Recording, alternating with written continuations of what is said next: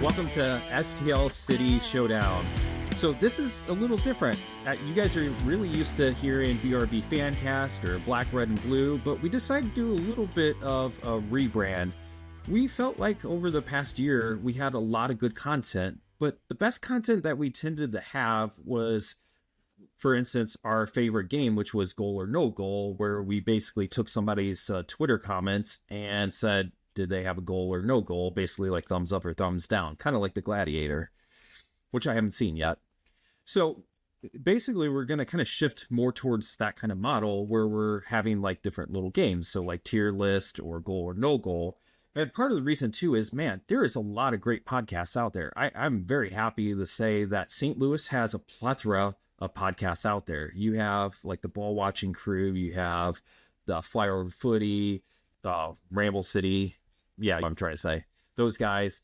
There's a lot of great podcasts that are doing a lot of analysis. So we wanted to kind of move and shift a little bit. Obviously, we're going to still provide our great analysis as always, but it's just from a little bit different of angle. And the other thing that we wanted to focus on too is trying to bring on more guests. So you probably noticed that there's somebody else other here than Steve and I, which is our Dirk and Prop. Yeah, nice to meet you guys. It's an honor to be here tonight. All right, so everyone knows like I am a big fan of Chris Durkin. I've got my little flag back there where it's like he covers the whole planet. That's really far out. And I saw Durkin Prop he's been really cool posting about Durkin. He's posting about MLS, he posts about other things. You should follow this guy. And we reached out to him and asked if he'd be willing to come on, and he has graciously agreed to. So we're going to play a game where we are going to rank our city players or related people around, and we're going to see how that goes. So we may have some disagreements, we may have some that are the same, so let's just see how it goes on. AJ, can you explain how this tier system is going to work and then what we did here? Excellent question, Steve. So basically the question is who is the most valuable player, person, whatever for St. Louis City SC? Now, note that this doesn't necessarily mean skill, because you could have a amazingly skilled player, for instance, or a manager or whatever, and they may not fit within our system. So it's most valuable to the team. Now, we didn't specify from this past year or the year going forward. We left that up to interpretation. Now, to make it interesting, this tiered list has restrictions. So every level, the S tier, and then each of the A's and the B's, you could only pick 2 per level. However, when we got to the C, D's, and F's, basically we were unlimited. So what we're going to start with first is we're going to start with our S tier. So we're going to see who did we think were the superior players or people in this organization. So you guys ready to reveal the first tier? Hit it. All right, fake drum roll, please. And here we go. Boom. Wow. Steve and I think alike. You know what they say about that? Great minds think alike, but fools rarely differ. However, Mr. Durkin Prop, interesting. So if you guys are listening and not looking at the screen, so AJ, well, that's me, and Steve basically said that Hartle and Toyshirt were our S tier. However, Durkin Prop put Lutz and Berkey as the top. So we're going to start with Steve. Why these two? Well, for me, it's like, since this is like a personal decision, I could not think of two people on this team that made a bigger impact when they came. And so you got Twigger and Hartle. Like, as soon as they came in, you just saw like the team just kind of rallied behind them. We're scoring again, and the team took on a completely different kind of a feel. So that's why I put those two guys as my S tier. What about you guys? Yeah. What about you, Dirk and Prop? All right, so I said AJ. I chose Lutz and Berkey as my first 2 most important people in the city squad. I believe that sporting director Lutz Van Steel, he's definitely been an integral part of the team. I mean, he's brought in everything that we really do know as St. Louis City SC, and he's transformed the side. I don't know where we would be without him, honestly. It's really hard to imagine. Roman Berkey, I mean, I think he's our most important player by far. He's not only the captain of the team, I believe he's also honestly saved our ass in like so many different occasions. He's an excellent player, one of the top goalkeepers in MLS, if not the best goalkeeper in MLS right now. I mean, it's just really hard to imagine, especially right now, with our second season, where we would be without Roman Berkey in between the sticks. Yeah, so, and this is where I think I differ, is because ultimately you win games with goals. Even though I love defense, like when I played like American football, like in high school, like when I was like this size, obviously I couldn't play it now. Like I love defense, like that was my thing, and I just love almost in every sport defense. But ultimately, it's goals and offense that wins games. And even though we had Berkey this year, we still finished where? Yeah, not so great. Yeah. So that's why I had to kind of choose the offensive players over the defensive players. Sure. Just me personally. So what I'm going to do is I'm going to go ahead and reveal our A+ tier and read it out, and then kind of compare and contrast that, because I think a lot of our players mix and match here. So here we go. Okay, A+ tier. Okay, so just for people listening, I have Lutz and Berkey. Steve has Leuven and Berkey, and Durkin has Leuven and Hartle. So there's some similarities here. Oh, what kind of stands out to you, Steve? I think we all have Berkey within that S tier and the A+ tier. I really dig how you and Durkenprop here, you guys have Lutz and Berkey in this at pretty much in the same pairing, but just slightly different levels. And we've got Leuven with Durkenprop and Hartle. So like I chose Leuven and Berkey to in that A+ just because of their impact on the team. To me, that's their most important. Durkenprop, you went with Leuven and Hartle. Pretty easy choices, but what were you feeling when you stuck them there? Well, I think that Hartle definitely had potential to be an S tier. I think I was really feeling putting him up in S tier, honestly, but I thought that Berkey was more of a safer choice. Regarding Leuven, I think he is probably one of the better midfielders in MLS. He's a very valuable player. Him and Hartle, both heartbeat of the team, honestly. A lot of the play runs through them both, I believe. However, Leuven managed to take out of the defensive areas. Hartle converts him into goal-scoring chances, whether he scores goals himself or he sets up, especially recently, someone like Toyshirt or Betcher as well, set up those chances for goals. Yeah, I could see that too. And it's interesting because you guys actually put Leuven pretty high up. It's going to be interesting to see like where I reveal where I put him. But obviously I didn't put him in the S and A+ tier.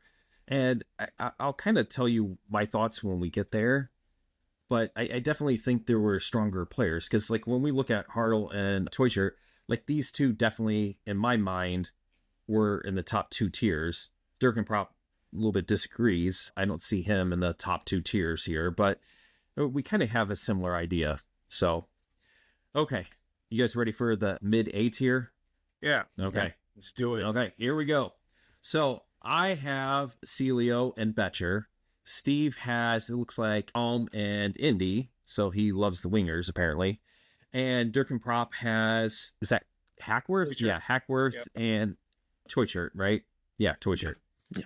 So interesting. Wow, this is so varied here. So let me give you guys my thoughts on why I put Betcher so high, because you guys haven't touched him yet, right? And I also have Celio here. So my thought is that we're talking about most valuable. So do I think there are better skilled people than Betcher? Perhaps so. But the thing is who is our forwards? Well, we tried the Thor experiment, which Steve and I, from like the very beginning, were telling you guys, hey, this isn't going to work, right? We were just telling you that. And then we have Klaus. So it's either Klaus, Betcher, or somebody that we get in the winter window, which is a very small window, realistically.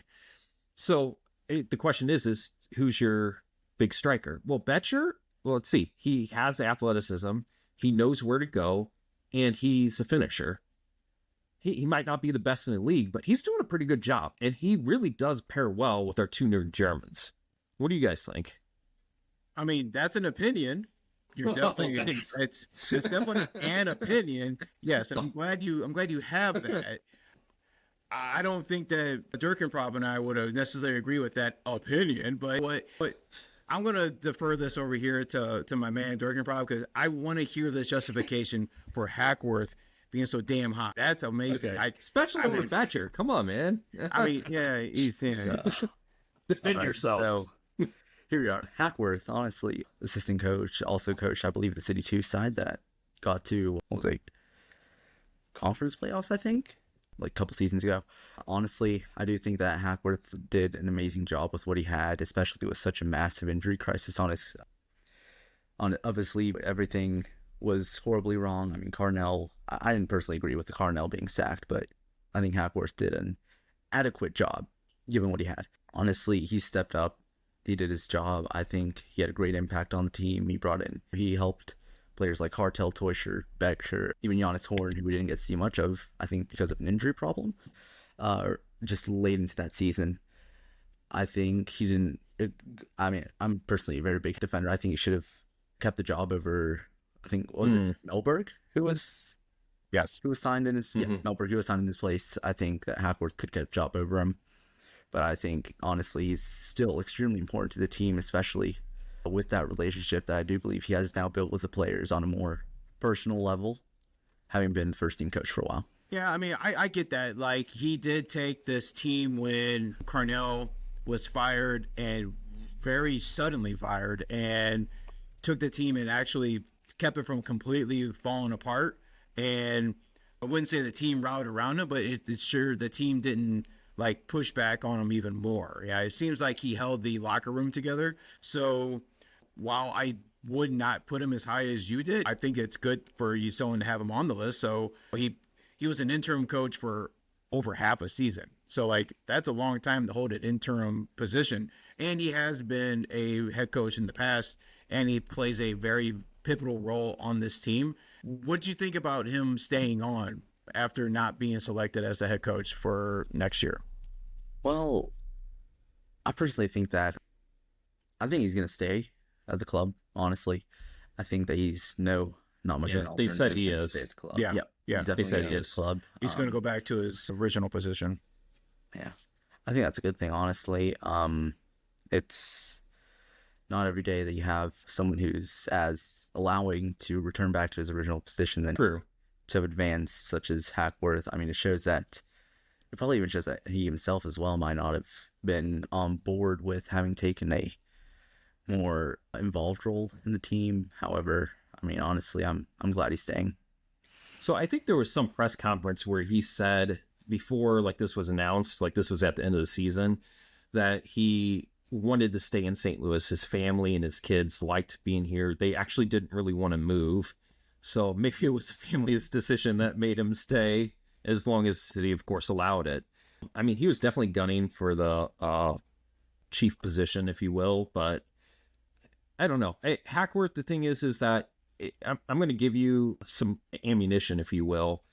I think there was one point that when the League's Cup started around that time and then into the season, that if we had continued on that trend, like let's say we blew it up across the entire season, we would have had something like 56 points, which would have put us somewhere in first, second, third in the table. So that's actually pretty good. So something was going well. But the thing is, though, is when we had the eye test, there were just things not clicking. It did not look like there was flashes of brilliance, right? Batcher, Teuscher, Hartel, like there was those definite flashes, but it was just flashes. It wasn't like something consistent. So I don't know. Anyways. All right. So the reason why I felt that for my Indy and Indy so high is like they play on either side of the field. They are almost two sides of the same coin, where you've got Indy with a slight scoring edge. He had 3 goals. Alm had 2, but like they're both really important to this team. You saw their passing ability both on the defensive side and the offensive side. They can make tackles. Indy had a Batman mask on for most of the year, and he's still coming back out there. Broke his arm in April, and he's still out there playing. He's got a base. Like, it's just a heart of the team. Like, these are 2 amazing players for this team, and that's why I wanted to put them so high. So that was my A. So that's kind of what I wanted to get into it. Okay, so I think we could probably go ahead and go with our A- tier here. So, all right, so let's take a look at this A- tier. I got Alm and Leuven. Interestingly, Steve was the first non-player person he decided to put City Park. I don't know if he means the park or the fans. And then we also got City 2.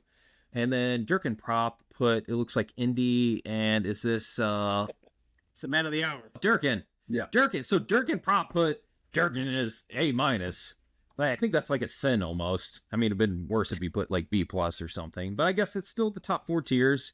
Maybe he's just being honest here. So I feel like, Steve, I think we have to yield the floor for a second and let Durkin talk about Durkin. So why did you put your idol so far down the list? I think, personally, I love Chris Durkin, honestly. Favorite timing, honestly. Yeah, I know, obviously. But I think that personally, I just had to be honest. As much as I would love to put Durkin at the top of the tower, it wouldn't have been fair, honestly. I think the A- tier, right beside Indy himself, I mean, honestly, I think they're both really important. They're just not as important as the other 4 people that I have on top of them. No, Indy, I think he's that one guy who's just friends with everyone. He's definitely a key unit of keeping that locker room together, and Durkin. Indy is like that, yeah. What's not to like about Chris Durkin? I mean, defensively, he's amazing. I mean, I still remember a time whenever Hack played him at right back, I think against San Jose. I want to say it was San Jose. It was one of his first 2 victories with the club. I mean, he played amazing, and he's consistent. He's extremely consistent with the squad.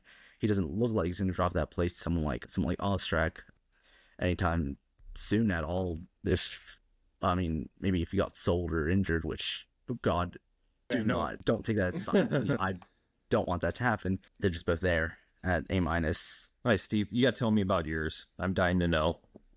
All right, so before we go, I would just want to say, yeah, a tier list like this is hard because you have to rank what you think is the best. And since we only have 2 per level, Chris Durkin should probably be higher, but how are you going to put him higher than Leuven? How are you going to put him higher than Berkey? So I think that's where he should be.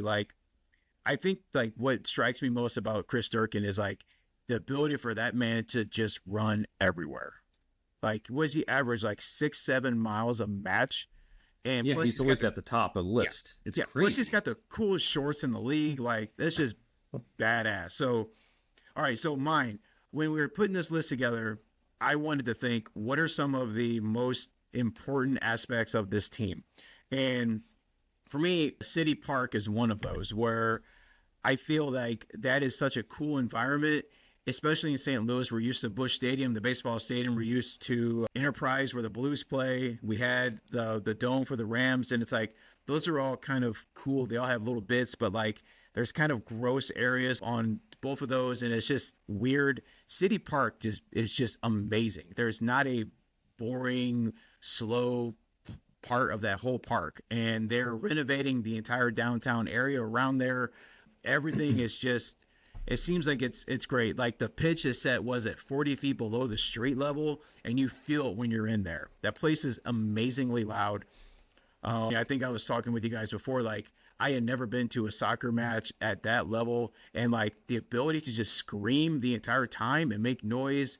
If you're coming from a baseball culture where you're supposed to sit nice and proper, you're supposed to have rules, you be quiet, you only wave when you're supposed to, and soccer is just completely freaking opposite. So I wanted City Park to be that high.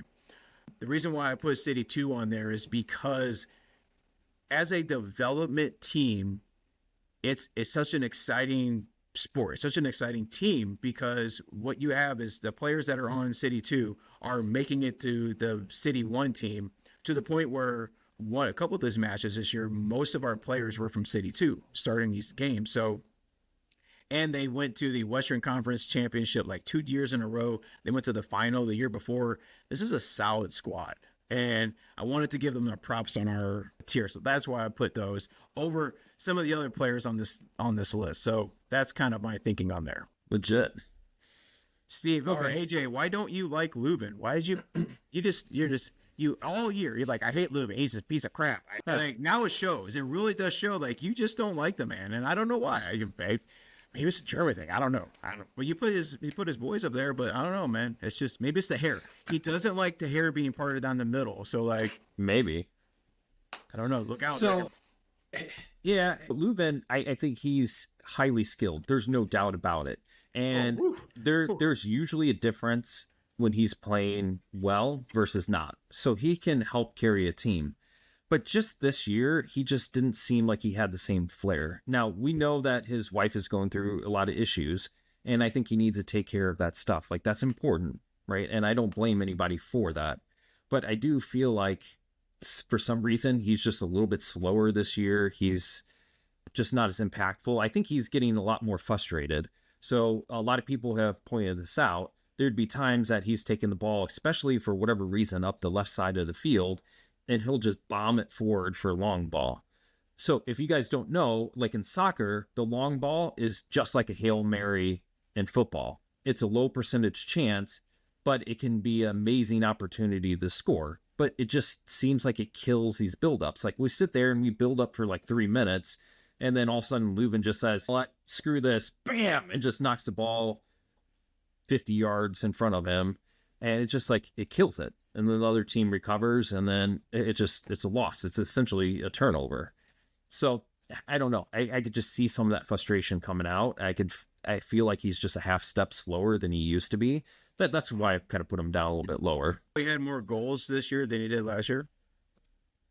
Well, that's because nobody else was scoring. Yeah. Because we had Thor as our striker. So somebody had to do it. Right. But point taken. I don't know. I think he's going to be, like Dirk and Prop was saying earlier, basically what I think we're going to see connecting here is we're going to be multifaceted. A lot of times Totland would bring the ball up the right side, right? So we have that potential. And he did that quite a bit. I think now we can do a good, strong, true build-up with Leuven linking with Hartl, linking with either Betcher or Teutsch. So I think you're going to see that pass connection quite a bit coming in this next year. But especially when we play Reed, I could see us also attacking it on the left side as well. So instead of being this just monochromatic kind of build-up attempt, I think now we actually have 3 different routes we can go through. We got the Totland with the right side, we got Reed with the left side, assuming we start Reed, and then we have Leuven to Hartl to Teutsch/Betcher, probably as our mainstay. I'm just willing to bet that's probably where we'll end up going. But we'll see. New coach, new system, who knows what happens. So, all right, you guys ready for the B tier? Our first B tier? Yeah. Sit in. Let's chop through this one. So, here we go. Speaking of which, I put Totland and Durkin, so I have your boy here. Steve, you have, it looks like, Yarrow and Watts. And then it looks like Durkin also has Totland, and I can't see who this is as well. Okay, Steve, you're the one that kind of varies here. Yarrow, you're the first one to have Yarrow and Watts. Right. Explain yourself. So I think defensively, these guys are some of our defensive futures, and I feel like they made an impact. So when I was looking at this B tier, I'm looking at B plus, B, and B minus kind of all jumbled up together. So it's like, where are we going to put these guys? So for me, a lot of my B tiers all line up together. I just had to figure out where to stick them. But like, you figure when Yarrow was healthy at the beginning of the season, he made a huge impact on that back line. Then when he went out, that's when we saw kind of like that cracks in the veneer. We kind of see like there's no depth on this team at that point. And we saw the absence of him kind of really come through. And then Akil Watts, when those super young guys coming up from City 2 were playing, he was really kind of instrumental in helping them along. And that's why I stuck those there. So my B level, they're kind of all just an amalgamation of the same people. So that's kind of why I wanted to have those guys there. So yeah, that's it. What about you, Cats? Yeah, what do you got, Dirk and Prop? What's like one thing you'd say about your picks? All right. Well, honestly, I think Alm is definitely going to be able to retake his place very easily coming into next season, as well as he comes back from injury. Totland, I think he's an integral part of the team. He's had his moments where he looks like a player that shouldn't even touch the MLS. However, they're both extremely important players for their position. They're our number 1 choices, and it's pretty easy to find out why. Totland and Alm, they both carry the ball extremely well. Totland carries it out of the defensive areas unfortunately does come out to cost is what we saw in the League's Cup against Club America. A game I still have extremely vividly in the memory. It wasn't a good feeling to lose that game. Anyways, so as we saw, I believe it was America's Ryan Rodriguez, El Cabecita as they call him over there. He absolutely dominated Toland defensively. It wasn't a good sight to see at all, but he's the best what we got. He's definitely better than what we have as options there in Jake Nerwinski or Yarrow or Watts who can play down that right side. And Durkin's already got that center mid position pretty locked in to himself than to move him anywhere else. It's honestly, and Alm is just, he's great. Yes. I think he's a very good passer of the ball. I think he can move that ball very swiftly. And he'll be definitely a player to watch, I think, whenever we line that up. And what I hope would be someone like line him up with Hartel, Betcher, Toyshirt. Those four in attack would probably be a force that would probably even take us up to a playoff position next year, hopefully. You both have Totland in the B range. So I could swear, like, the beginning of the season or the middle of the season, he seemed to be in, like, great form. Then, like, towards the back end of the season, he just seemed he was completely gassed, and you can see, like, his form started really giving. And I'm really hoping that we can move on past that. But, like, it really seemed he was almost like I'm going to say a liability, but his form was definitely not there towards the end of the season. Do you guys agree, disagree? Am I way off? Because I could have sworn he started costing us, like, minutes towards the end of the season. You're 100% correct. And part of it is, I think, is because we were building up so much through him. I think we were just gassing him out. I think there needed to be a little bit more of game time management. Maybe we should have rested him more, give him a week off or something. But yeah, I agree with you. I think he was kind of gassed out on that. So Totland, maybe B plus is a little bit overrated in this category. It was kind of a tough pick here. I was like, okay, maybe I should put somebody else a little higher. At some point, you just got to stick with something. And I just figured that at least this past year, especially at the beginning year, he was important for our buildup. Going forth, maybe a little less so because of like what Jurgen Prop has been saying and what we've been saying with build-up with Leuven to Hartle to the front people. The only thing I would say, Jurgen Prop, is that Alm, you were saying that he's going to be a big force. This is a big question, right? So assuming we were doing a 4-2-3-1, right? The two part of that is definitely going to be Leuven and Durkin. And then you got the 3-1. Well, Hartle and Teutsch is going to be two of them. You got to have the striker, so Betcher, Klaus. And then either right or left wing is going to be your choice. I don't know. Celio, before he got hurt, was doing absolutely amazing. Like, absolutely amazing. He was easily the best player on our team, no matter what metric you were really looking at. He was super. So do you think that Alm is better than Celio? And what do you think too, Steve? Either one of you guys.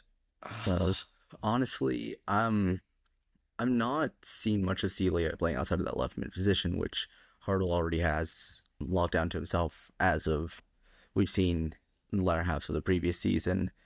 I would love to see a Celio right winger, right mid experiment. That, don't get me wrong, but I do think that Alm has that position locked too. How just the way he plays and everything. So it's just a big question of, will Melberg attempt to experiment something that involves Celio switching over to that right hand side, or will he move into a more conservative approach with his, fellow countryman Rasmus Alm? Good point. Yeah, I was thinking that Hartle might move over, but yeah, I see what you're saying. What do you think, Steve? I agree with Durkenprop, but like, where is Celio going to fit in now that we've got these new cats are going to come in? Plus, we got Alm, so that's a good problem for the new head coach to have. I was about to say, it's great when you're like, oh, which great player do I put in there? As opposed to... I am seeing that Melberg prefers a 4-4-2 or a 4-2-3-1. So if he prefers like a 4-4-2, what's going to happen there? Well, you're still going to have Teutsch and the striker, either Klaus or Betcher up top. And then if they do a diamond, you're going to probably have Hartle and then probably Leuven here. And then on the right will probably be like the Alm, Celio, and then Durkin in the back part. I still think you probably have the same players, just rearranged a little different. My gut feeling. So, I don't know. So, do you guys want to hit the B tier? So we just had the B plus. Yeah. Nope. Do we have? Yeah, let's hit the B tier here. I think for sake of this, let's reveal our B and B minus tier here, the kind of C. So I'm gonna start with myself. For the B tier, let's go across. I put City 2 and I had Ostrak. Steve put Kojima, so first Kojima sighting, and then Betcher. Oh, so finally somebody put him. Thank goodness. right where And it then belongs. Durkin. Yeah, well, and then Durkin Prop, interestingly, put Klaus here, and then who do we have there? I can't tell who the picture is on our Nilsson. Okay, perfect. And then our B minus tier, I had Reed and Kessler. Steve finally, his favorite player, he says, so he says, puts Durkin and Klaus, and then Durkin Prop puts Celio and Kessler as well. Oh, this is an interesting mesh here. So we have basically our S, A, and B tiers revealed. Steve, what's your critique of ours?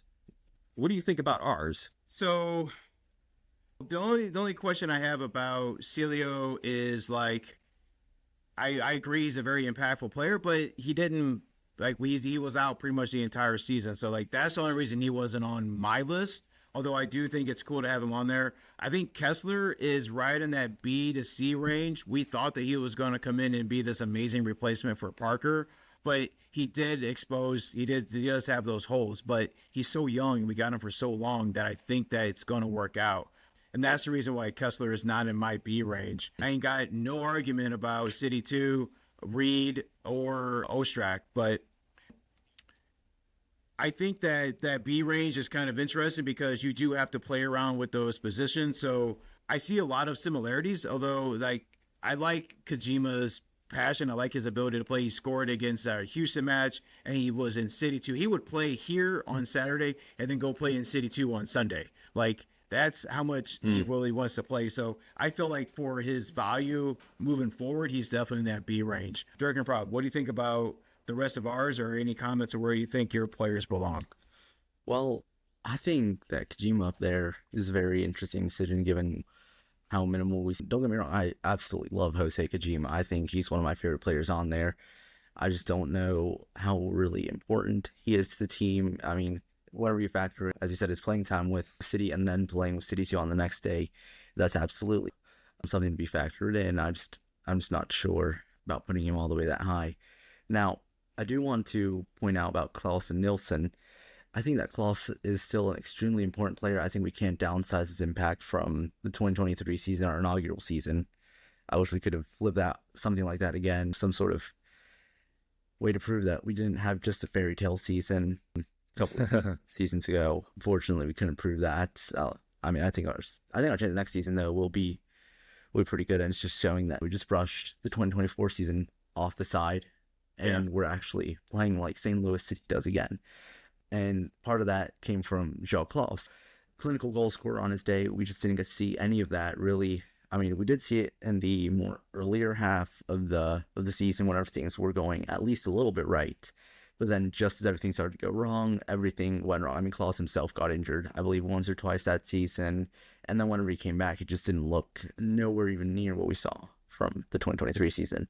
Nilsson as well, extremely injury prone, unfortunately. However, he definitely was one of the foundations from that 2023 defense, him and Tim Parker. It was just seeing how important he would actually be to the team coming into 2024, and he was. I mean, I think he's still part of our ideal center back partnership alongside Kessler. I do believe he's better than all of the other competition that he does face, that being, I believe, mainly Jake Nerwinski, and he's definitely miles ahead of Jake Nerwinski when fit and ready to play. Yeah. Well, so for center backs, though, I mean, I think the biggest competition here is you got Kessler, Nilsson, Yarrow, and Hebert. And honestly, I actually kind of like the Hebert-Kessler combination. Now, you may say that Nilsson's a better player, yes. But the thing is like Steve likes to say, is he's Mr. Glass. The dude just, like, you look at him angrily and he gets hurt. Like, his hamstring that's useless. pops and explodes. His hamstring explodes. Exactly. So the thing is, though, is what's the most important thing about a center back pairing? It's that they pair well together. And if the dude is just going to get hurt and it's going to cause like a new pairing every other game, what's the point? You might as well have some consistency so they know each other and they can play together as a pair. Personally, if it was up to me, I actually kind of like Hebert as a center back, but Yarrow, like he does well too. I would rather see Hessler with one of those two than Nilsson, even if Nilsson is a little bit better. That's my crazy take. Now, obviously, you want different styles of center backs too. So, like, I'm kind of ignoring that aspect of it, but I'm just saying, as far as like players, Nilsson, he just feels like a liability too much. Just throwing it out there. Now, it's interesting. You guys actually put Klaus in this B category, and I want to see, Steve, what you thought about Klaus, because he definitely has a skill. And we've said that he's made an impact, especially defensively on the build. But this whole false nine crap that's going on, which might not be his fault, right? Because he came off that field that one day, remember, when he came off the field and he said to Hackworth, what do you want me to play? The defensive midfielder or striker?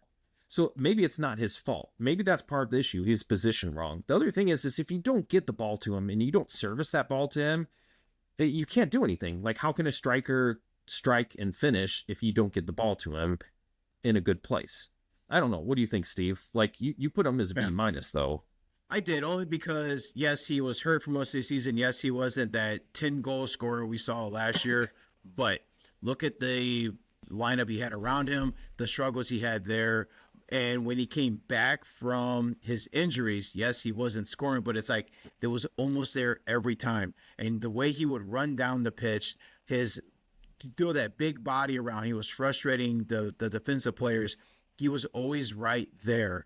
And I feel like he's still one of our DPs. He's still one of our best players on our team. And I'm really hoping that now that he doesn't have all that pressure of being the number one person on this team, he can kind of relax and find his groove again next season. So that's why I put him in the B. I thought about putting him in that C range, but with his importance of what he did last year, he is an important person on this team, because if he does not play well, he's a weight, and we don't want him to be a weight. So that's what I felt about the importance of this team is the money we have tied into him. We need him to do well. So that's why I put him up there on the B range. So, yep. Legit. All right. Do you guys have any more comments about the B range, people? Yeah, I just want to add really briefly about Joao Klaus, especially coming back from injury. I bet you guys remember how Johnny Klein used to play. He's out for the club, unfortunately, one of my favorite players as well. Klaus and Klein, both of them would always be just a second away from scoring the goal. Yes. And it's unfortunate to say that for the latter half of the season, Klaus just looked like a better version of John Klein. And it just brings a dagger, honestly. It's a bit of a dagger, and I really do hope that Klaus, especially seeing the competition coming up from Betcher and Toyshirt, and by some degree even Hartl or Alm, who seem to push a bit further inside to help that center striker go back to what he was back over in 2023. Yeah. So what I'm going to do is I'm going to reveal our C. Now, our C is what we consider our average players. So basically, this is where pretty much everybody fits in. So I'm just going to reveal it now. And now what we have left realistically is our D and F categories. So the C's, there's really not much to say. These are people that are kind of left over.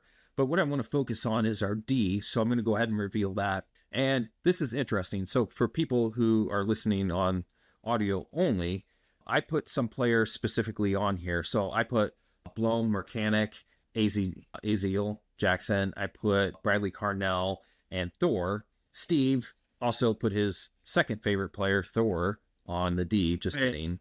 Man, ruined the headband. Is this Horn and Hackworth? And then Dirkenprop also put Blom, Kojima. Ooh. And then also it looks like Watts and Thor. So common theme. Thor is not a good player. Let's go ahead and we can just say it. I think we all can just say it. We can just put it out there in the universe. Thor is not our savior. Guys, just because Thor almost scores one game or 2 games in a row doesn't mean he's getting better. And we should all hop off the hate Thor train, because, oh my God, I got really sick and tired of seeing this guy almost not score all the time. So, I am so glad that all 3 of us agree that Thor ain't him. Let's go ahead and say that. And I think Steve and I both agreed. Waste of an awesome nickname, waste of an awesome headband. Just gonna say it. By the way, he's a millionaire, so I don't think he cares what I think. But there we go. I think he can he can dry his tears with his money tomorrow morning when he hears this. So one thing I will say is I bet Thor will make a good coach someday. Just because he does seem like he sees the game well, he gets into position well, he just doesn't have the athletic ability to do something with it. So just mark my words, I could see him being a coach one day, or some kind of person on a team, like a non-player member.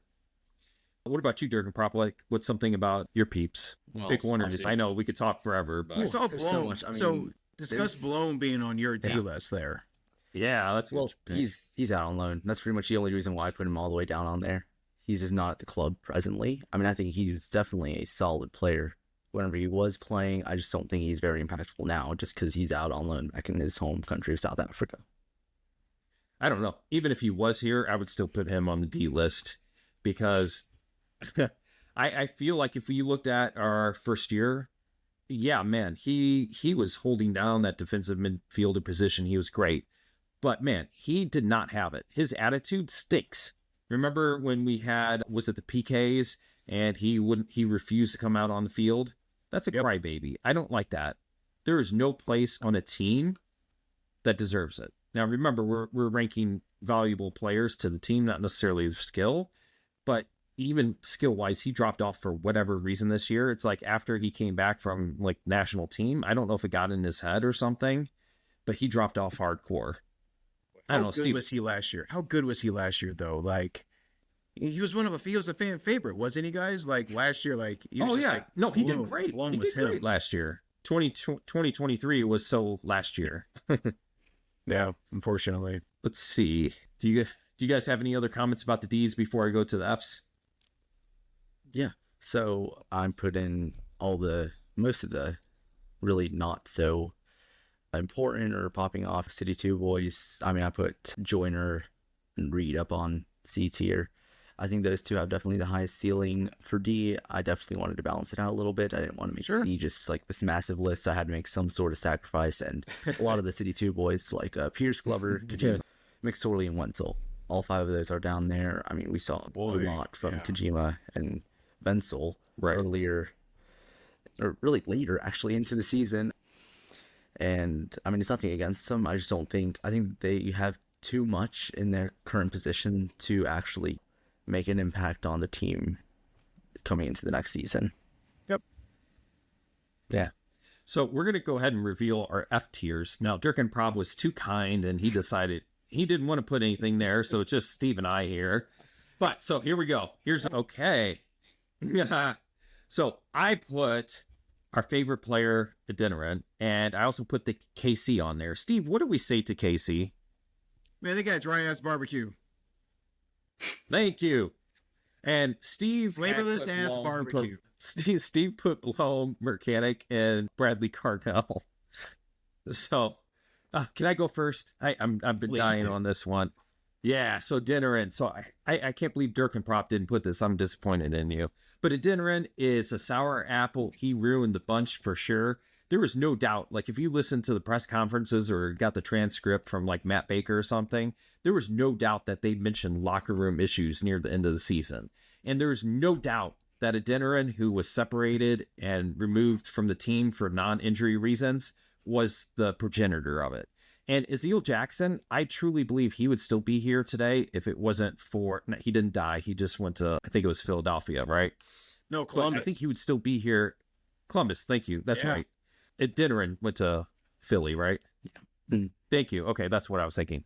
So Ezeal Jackson would have been here, but I think he was good friends with him, and I kind of wonder if he kind of corrupted him. I don't know. It's just pure speculation. I haven't heard anything about it, but there's no doubt that he contributed to this mess of a locker room. And that's the worst thing is he may be skilled to some extent on finishing. He's kind of the opposite of Thor, right? Thor got him in the right places, but Adeniran, like if he was actually taking a shot, he had some like amazing shots, right? But just no good. And of course I put Kansas City because, yeah, what Steve said. So Steve, you got to explain yours. You got Blom all the way down at the bottom.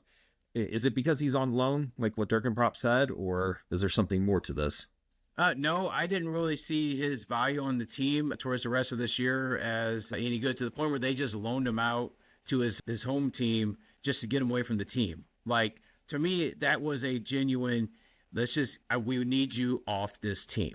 Like, they're not getting any value out of him to get him out of there. So you figure someone like Miggy, who's on loan, it seems like in perpetuity to the USL, but he is learning and he probably will come back. We'll never see Blom on this team again. I don't see that happening. Yep, agreed.